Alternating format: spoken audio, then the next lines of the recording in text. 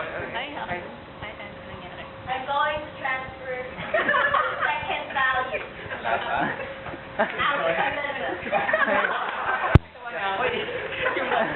Optimism.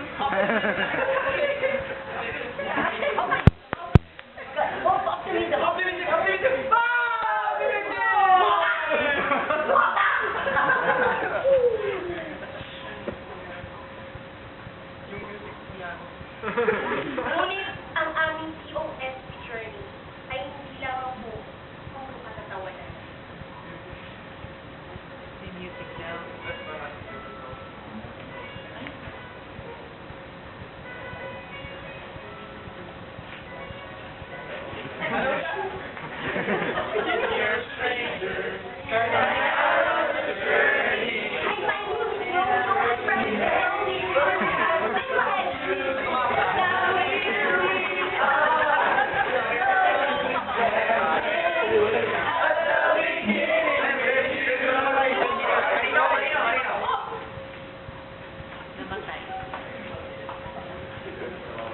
Bago magsimula sa gagawing pagtatanghal, sa lahat ng naririto ako po'y nagpupugay.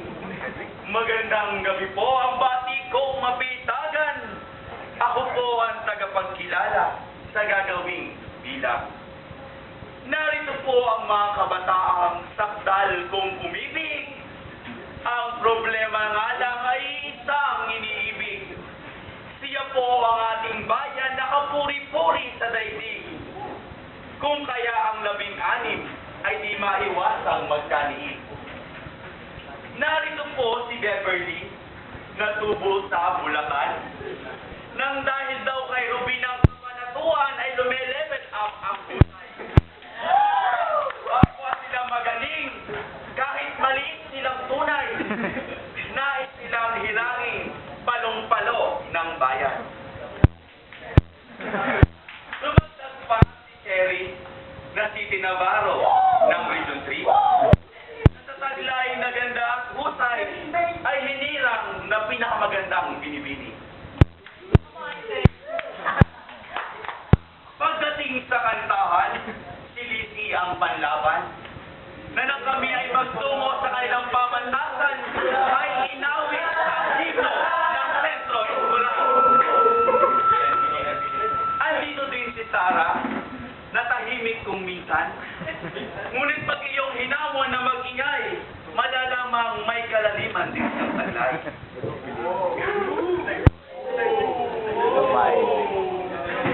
Lumako naman tayo sa mga lakan ng aming grupo na sa tindig pa lang at pagkamaginoo ay ngingiti kang totoo. Titigan mo pa lang para ka nang naengkanto. Pag iyo pang nilapitan, mabibiktima ang totoo. Narito si Guste, ang matipunong marino mula Bataan. Kasama din si Romeo, ang pinagmamalaking polsay ng Kabanatuan. Presidensiya ni Sen, na Comart na graduate nung nakarang araw. At ang inyong pong lingkod na si Mark, ang makatang psikologista ng Bulacan. Hindi rin siyempre papaiwan si J.R. Darwin na mahusay na inhinyero mula Angeles. Kasama din si May at Kokoy na kapwa namang nurse. Eto hindi sa Christian ay sa puso ni Jeff at Yusok na mula pa raw noong araw, accountancy na ang tutok. Kaya naman ngayon, nais nilang sila'y tawaging mga ginoong matintiman.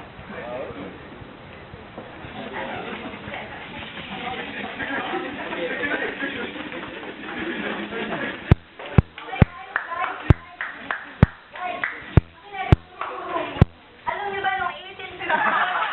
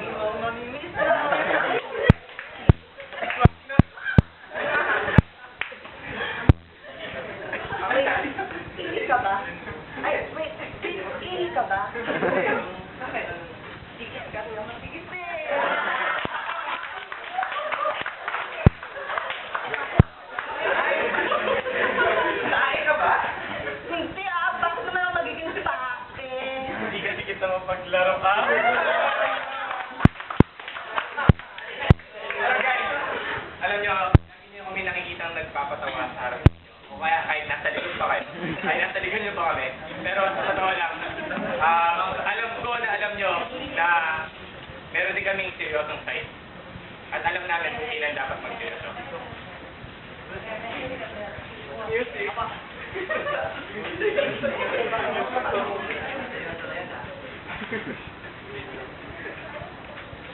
Tingin niya po.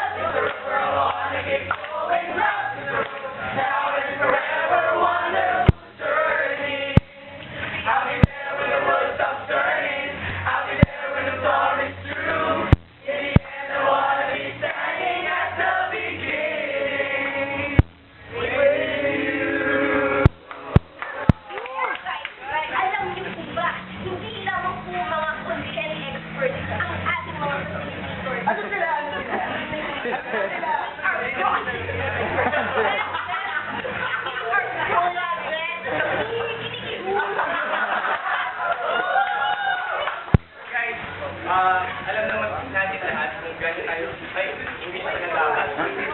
We all know how overwhelmed we are. How overwhelmed we are. Paano tayo tinatanggap ng Bulacan. Pero sa totoo po niyan, hindi niyo po alam kung gano'n seryoso na. Hindi niyo po alam kung gano'n po kami ka-overwhelmed. Kung paano kami tinanggap ng COSP Alumni Community. At dahil po dyan, we have to give our token of appreciation to you guys. Starting with Kuya Ram, our daddy long leg. Pwede po na ito si Kuya Ram. Wow. Daddy long leg. Salamat ka po.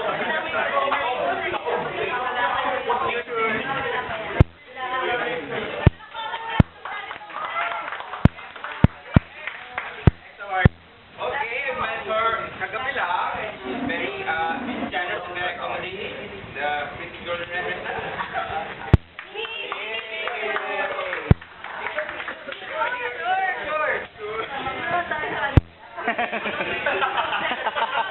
Naganap ng blocking.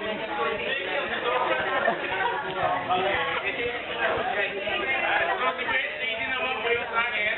Yung anak sa birthday yung kahapon.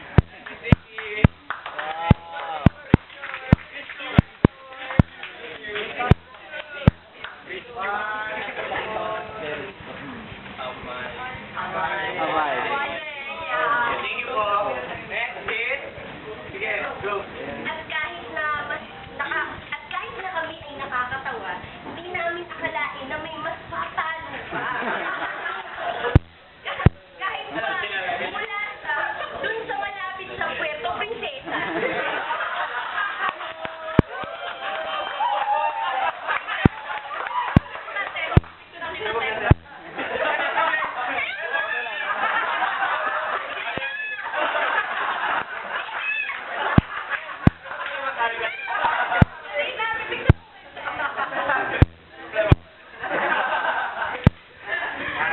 Salamat po. Hi. So, ang taong lagi kong binibigyan ng kaligayahan. Alam mo yan, kuya. Para dito. Namin lagi niyo sa pinano na lagi sinagawa. Huwag yung may ngayon tapos sinasabihin siya, teacher. Nagkaliwanag ka.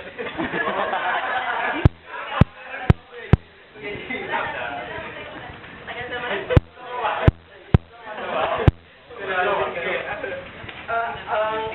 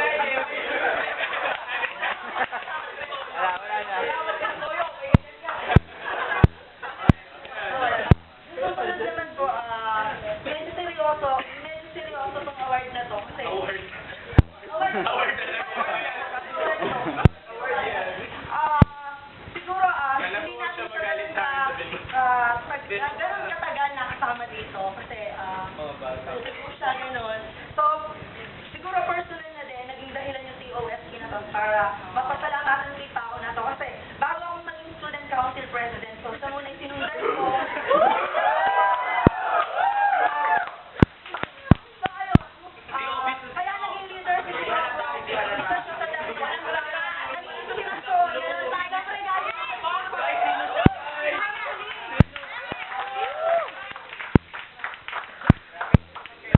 In fairness, magkamukha kayo.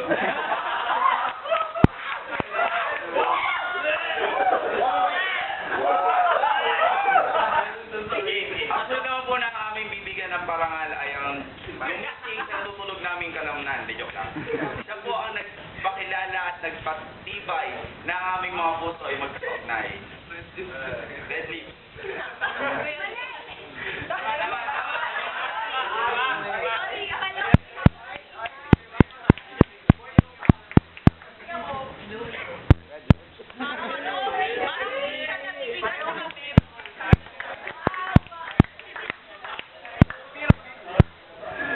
Ang love at second sight ni Ate Ace. Kuya Will.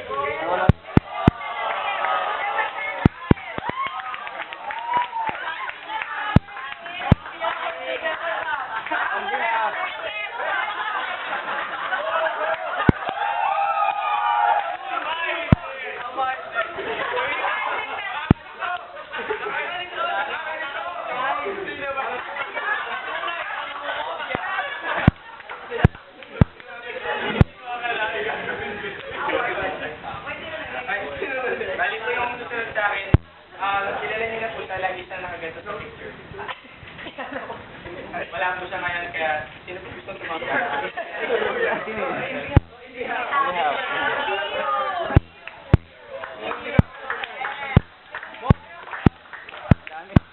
Ay, ang dami Ang happy roll, ha?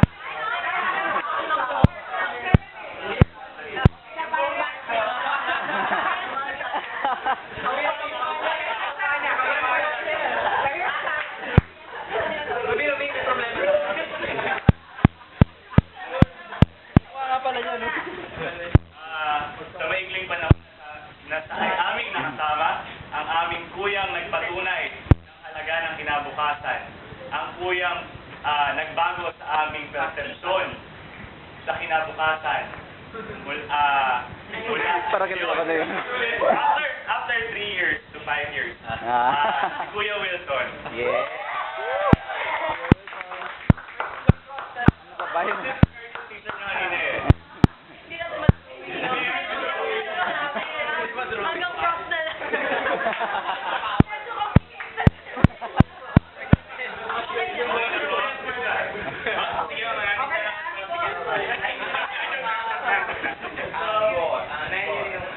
Akala ko po kinalimutan ko na ang history ng Pilipinas. So, ito yung pinakamababagsak sa Pilipinas.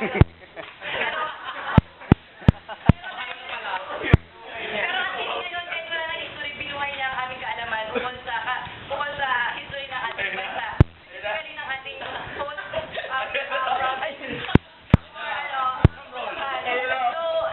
ako po talaga sulit na nakaisip nito. At wala, actually,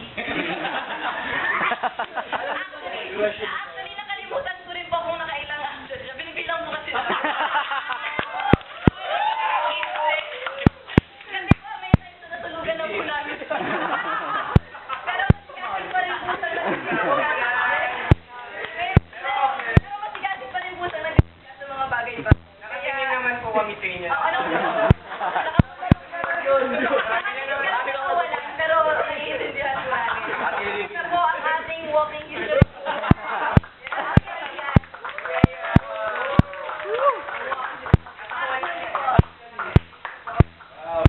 Actually, balito yung sinabi natin kanina eh.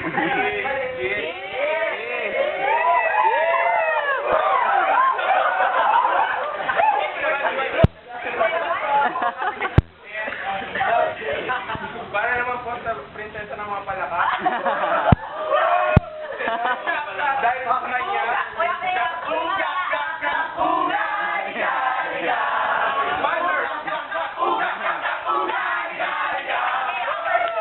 dahil po sa kanya, palagi ang mga pagkain namin ay walang baboy. May parating ng band naging suportahan namin ang power couple nila ni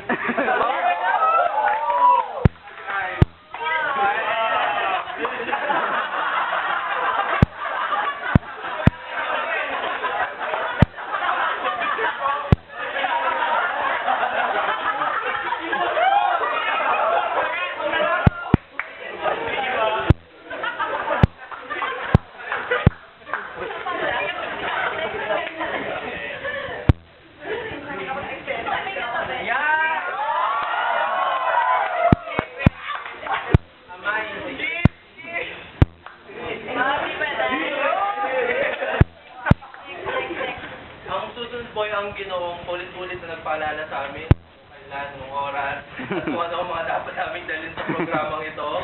Simple lamang po siya, sapagkat sa kanya, po ang mundo.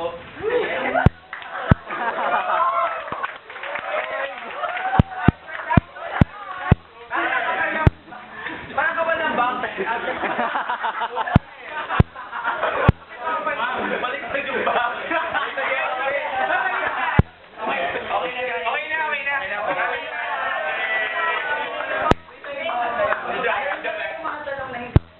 Ano lang pala, actually. Na ilang araw na natin tinatanong, saan ba nagmumula ang energy ng lahat?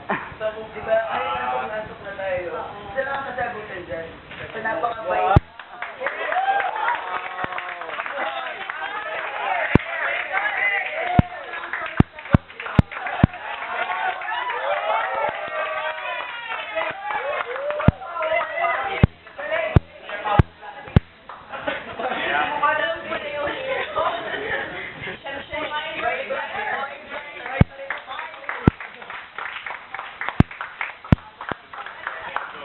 At sa lahat po ng hindi pa namin nakikilala o nakakaharap at sa mga hindi po namin nakilala agad, para sa inyo po to, nagpapasalamat din po kami. Siyempre po, alam po namin na ilang taon din pong binuo ang TOS Spirit. Kaya sa lahat po ng TOS alumni community, maraming salamat.